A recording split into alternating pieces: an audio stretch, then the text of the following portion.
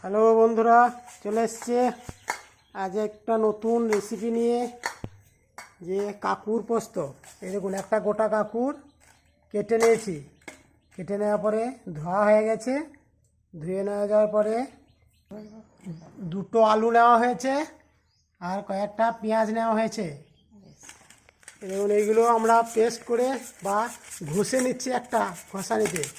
এই ঘষে নেওয়ার পরে লঙ্কা গুঁড়ো 1 চামচ দেওয়া হলো, একে মেখে নেওয়া হবে।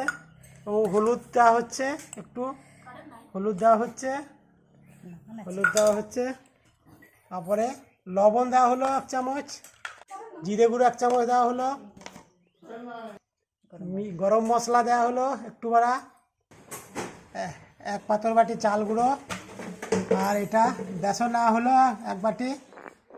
এটা পেস্ট করে নেওয়া হবে, একসঙ্গে মেখে নেওয়া হবে। মাখা হচ্ছে, মাখার পরে আমাদেরকে তৈরি হবে, তখন দেখাবো। এই দেখুন তৈরি হয়ে গেছে। এরপর একে তেল দিয়ে ভেজে নেওয়া হবে। এই তো ওভেন ধরানো হচ্ছে। এবার কড়াই চাপিয়ে দেওয়া হলো,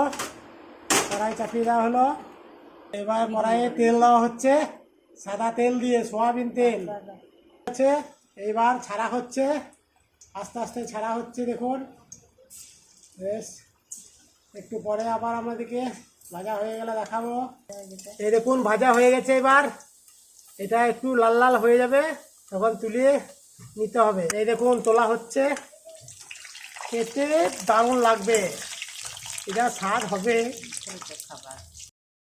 পেঁয়াজ দেওয়া হলো।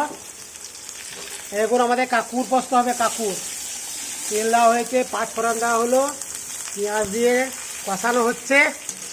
এবার কাকুর এর মধ্যে দিয়ে নাড়তে হবে। এবং কাকুর দেওয়া হলো, হচ্ছে নাড়াচাড়া করে হাজিয়ে নিতে হবে। নাড়াচাড়া করে হাজিয়ে নিতে হবে, নাড়াচাড়া করতে হবে।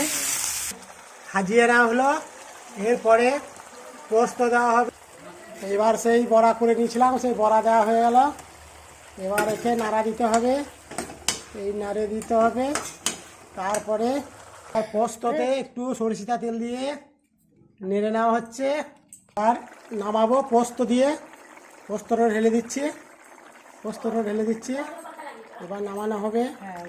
এখন আমাদের রান্না কমপ্লিট হয়ে গেল। ভালো থাকবেন, রাখছি বন্ধুরা।